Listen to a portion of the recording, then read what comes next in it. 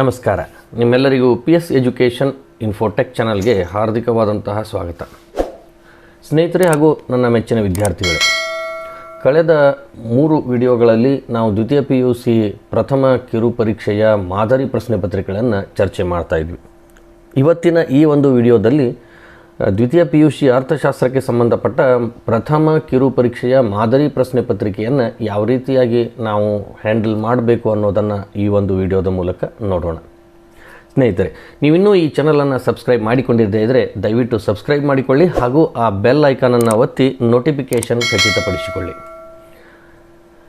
ದ್ವಿತೀಯ PUC ಮಾದರಿ ಕಿರು ಪರೀಕ್ಷೆ ಪ್ರಶ್ನೆ ಪತ್ರಿಕೆ ಅರ್ಥಶಾಸ್ತ್ರ ವಿಷಯಕ್ಕೆ ಸಂಬಂಧಪಟ್ಟಂತೆ ಸಮಯ 1 ಗಂಟೆ 30 ನಿಮಿಷ, ಗರಿಷ್ಠ ನಾವು 50 ಅಂಕಗಳನ್ನು ಈ ಒಂದು ಪ್ರಶ್ನೆ ಪತ್ರಿಕೆಯನ್ನು ಸಾಲ್ವ್ ಮಾಡಿ ಪಡೆದುಕೊಳ್ಬೋದು. ಇಲ್ಲಿ ಸೂಕ್ಷ್ಮ ಅರ್ಥಶಾಸ್ತ್ರ ಅಧ್ಯಾಯ 1ರಿಂದ ಅಧ್ಯಾಯ 3 ಅಂದರೆ 3.5 ವರೆಗೆ ಮಾತ್ರ ಈ ಪ್ರಶ್ನೆ ಪತ್ರಿಕೆ ಕವರ್ ಮಾಡಲಾಗಿರ್ತಾ ಇದೆ ಸಿಲೆಬಸ್. ಭಾಗ ಎ, 1ನೇದ್ದು ಸರಿಯಾದ ಉತ್ತರವನ್ನು ಆರಿಸಿ ಬರೆಯಿರಿ. ಇಲ್ಲಿ 1 ಅಂಕದ ಪ್ರಶ್ನೆಗಳು 5 ಪ್ರಶ್ನೆಗಳನ್ನು ಕೇಳಲಾಗಿರ್ತಾ ಇದೆ. ಪ್ರತಿಯೊಂದು ಪ್ರಶ್ನೆಯೂ ಕೂಡ 1 ಅಂಕ ನಮಗೆ ದೊರಕಿಸಿಕೊಡ್ತಾ ಇದೆ. 4 ಸರಿ ಉತ್ತರಗಳಲ್ಲಿ ನಾವು ಒಂದು ಸರಿಯಾದ ಉತ್ತರವನ್ನು ಆರಿಸಿ ಬರೀಬೇಕು. ಅಂದರೆ ಇದು MCQ ಪ್ರಶ್ನೆ ಆಗಿರ್ತಾ ಇದೆ. ಮೊದಲನೆಯದಾಗಿ, ಒಂದು ಆರ್ಥಿಕತೆಯ ಕೊರತೆ ಸಂಪನ್ಮೂಲಗಳು ಎ ಸ್ಪರ್ಧಾತ್ಮಕ ಬಳಕೆಯನ್ನು ಹೊಂದಿವೆ, ಅಪರಿಮಿತ ಬಳಕೆಯನ್ನು ಹೊಂದಿವೆ, ಬಿ ಸಿ ಏಕ ಬಳಕೆಯನ್ನು ಹೊಂದಿವೆ, ಡಿ ಮೇಲಿನ ಯಾವುದೂ ಅಲ್ಲ. ಈ ಒಂದು ಪ್ರಶ್ನೆಗೆ ಸರಿಯಾದ ಉತ್ತರ ಒಂದು ಆರ್ಥಿಕತೆಯ ಕೊರತೆ ಸಂಪನ್ಮೂಲಗಳು ಎ ಸ್ಪರ್ಧಾತ್ಮಕ ಬಳಕೆಯನ್ನು ಹೊಂದಿವೆ. ಇನ್ನು ಎರಡನೆಯದಾಗಿ, ಒಂದು ಆರ್ಥಿಕತೆಯು ಒಳಗೊಂಡಿರುವ ಕೇಂದ್ರೀಯ ಸಮಸ್ಯೆಗಳು ಏನನ್ನು ಉತ್ಪಾದಿಸಬೇಕು, ಹೇಗೆ ಉತ್ಪಾದಿಸಬೇಕು, ಯಾರಿಗಾಗಿ ಉತ್ಪಾದಿಸಬೇಕು ಅಥವಾ ಈ ಮೇಲಿನ ಎಲ್ಲವೂ ಹೌದು.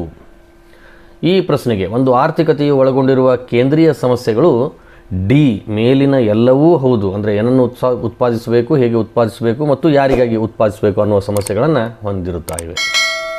ಇನ್ನು ಮೂರನೆಯದಾಗಿ, ತುಷ್ಟಿ ಗುಣವು ಎ ವಸ್ತುನಿಷ್ಠ, ಬಿ ವ್ಯಕ್ತಿನಿಷ್ಠ, ಸಿ ಎ ಮತ್ತು ಬಿ ಎರಡೂ, ಡಿ ಮೇಲಿನ ಯಾವುದೂ ಅಲ್ಲ.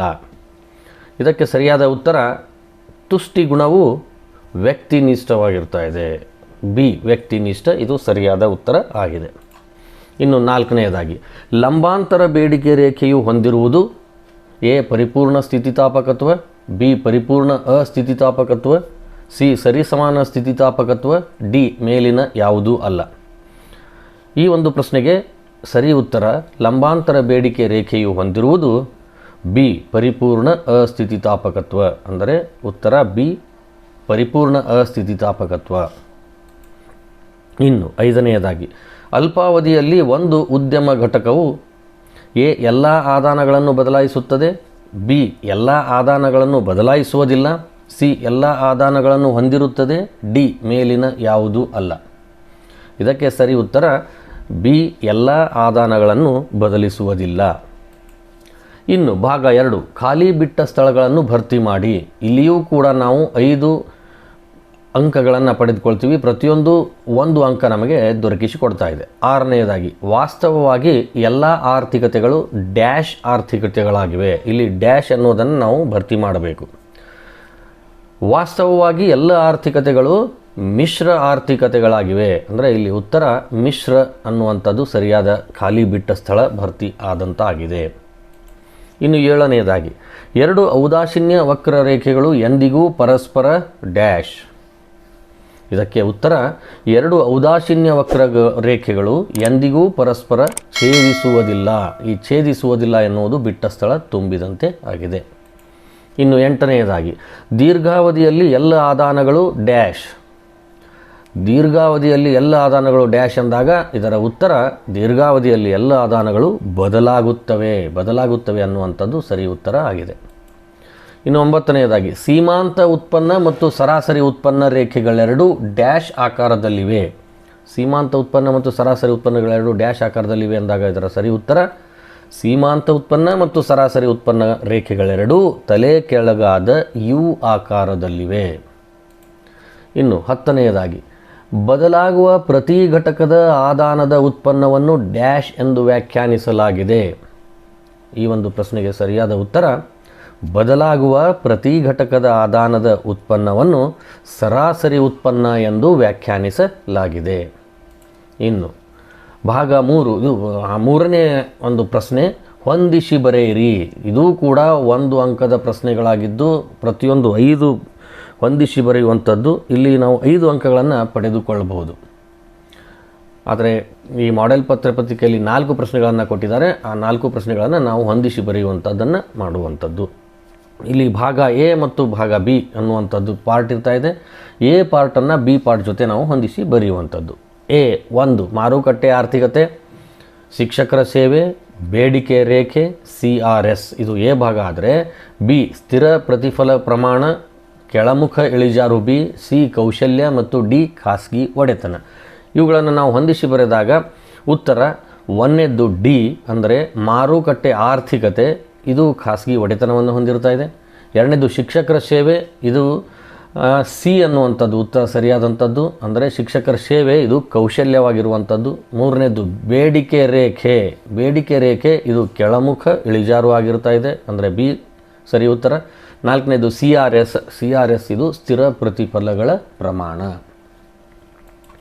ಇನ್ನು 4ನೇ ಪ್ರಶ್ನೆ, ಈ ಕೆಳಗಿನ ಪ್ರಶ್ನೆಗಳಿಗೆ ಒಂದು ವಾಕ್ಯ ಅಥವಾ ಪದದಲ್ಲಿ ಉತ್ತರಿಸಿ. ಇದು ಕೂಡ 1 ಅಂಕವನ್ನು ದೊರಕಿಸಿಕೊಡುವಂತಹ ಪ್ರಶ್ನೆ ಆಗಿದೆ. 12ನೇದು ಸೂಕ್ಷ್ಮ ಅರ್ಥಶಾಸ್ತ್ರದ ಅರ್ಥ ನೀಡಿ. ಇಲ್ಲಿ ಸೂಕ್ಷ್ಮ ಅರ್ಥಶಾಸ್ತ್ರದ ಅರ್ಥ ನೀಡಿ ಅಂದಾಗ ಇದರ ಉತ್ತರ ಅರ್ಥವ್ಯವಸ್ಥೆ ಸಣ್ಣ ಸಣ್ಣ ವೈಯಕ್ತಿಕ ಆರ್ಥಿಕ ಘಟಕಗಳ, ಅಂದರೆ ಒಬ್ಬ ಅನುಭೋಗಿ, ಒಬ್ಬ ಉತ್ಪಾದನಕಾರ, ಒಂದು ಉದ್ಯಮ ಮೊದಲಾದವುಗಳನ್ನು ಅಧ್ಯಯನ ಮಾಡುವುದೇ ಸೂಕ್ಷ್ಮ ಅರ್ಥಶಾಸ್ತ್ರವಾಗಿದೆ. ಇನ್ನು 13ನೇದಾಗಿ ಬಜೆಟ್ ರೇಖೆ ಎಂದರೇನು? ಬಜೆಟ್ ರೇಖೆ ಎಂದರೇನು ಎನ್ನುವಂಥ ಈ ಒಂದು ಪ್ರಶ್ನೆಗೆ ಉತ್ತರ ಅನುಭೋಗಿಯು ತನ್ನ ಆದಾಯಕ್ಕೆ ಸಮನಾದ ನಿರ್ದಿಷ್ಟ ಬೆಲೆಯ 2 ಸರಕುಗಳನ್ನು ಕೊಂಡುಕೊಳ್ಳಬಹುದಾದ ಸಂಯೋಜನೆಗಳ ರೇಖಾತ್ಮಕ ಚಿತ್ರವನ್ನು ಬಜೆಟ್ ರೇಖೆ ಎನ್ನುತ್ತಾರೆ. ಇನ್ನು 14ನೇದಾಗಿ MRS ಅನ್ನು ವಿಸ್ತರಿಸಿ. MRS ಅನ್ನು ವಿಸ್ತರಿಸಿ ಅಂದಾಗ MRS marginal rate of substitution ಅಂದರೆ ಸೀಮಾಂತ ಬದಲಿಕೆಯ ದರ.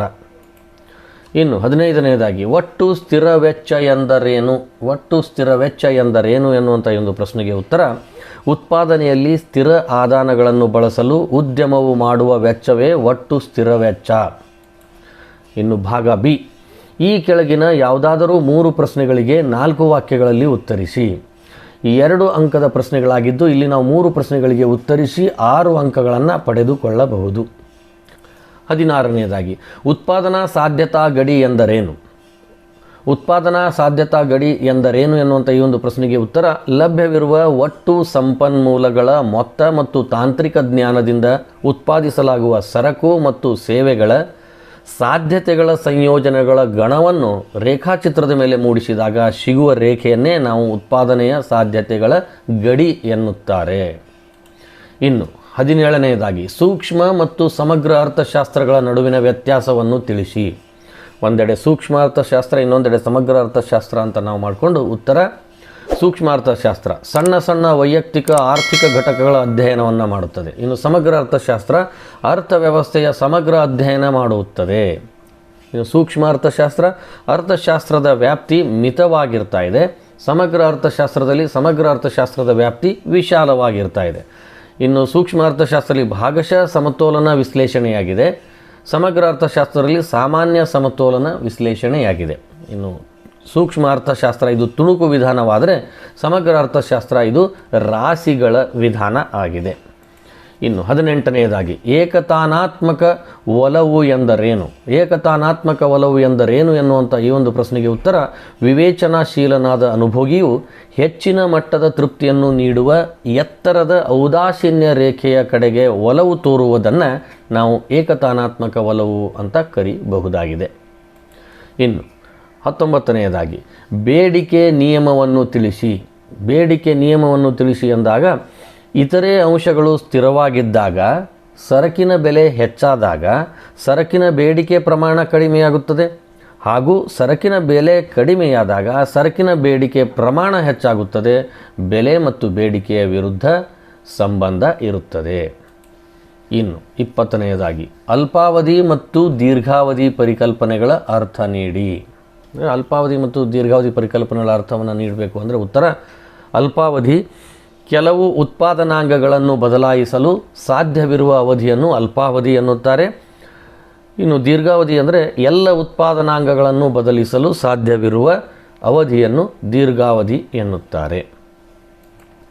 ಇನ್ನು ಭಾಗ ಸಿ. ಈ ಭಾಗ ಸಿ ಈ ಕೆಳಗಿನ ಯಾವುದಾದರೂ 2 ಪ್ರಶ್ನೆಗಳಿಗೆ 15 ವಾಕ್ಯಗಳಲ್ಲಿ ಉತ್ತರಿಸಿ ಎನ್ನುವಂಥ ಪ್ರಶ್ನೆಯನ್ನು ಹೊಂದಿರ್ತಾ ಇದೆ. ಭಾಗ ಡಿ ಮತ್ತು ಭಾಗ ಇ ಇವೆಲ್ಲವೂ ಕೂಡ ವಿವರಣಾತ್ಮಕ ಪ್ರಶ್ನೆಗಳನ್ನು ಬಯಸುವಂತಹ ಪ್ರಶ್ನೆಯಾಗಿದ್ದು ಇವುಗಳನ್ನು ಈ ಕೆಳಗಿನಂತೆ ನಾವು ನೋಡಬಹುದಾಗಿದೆ.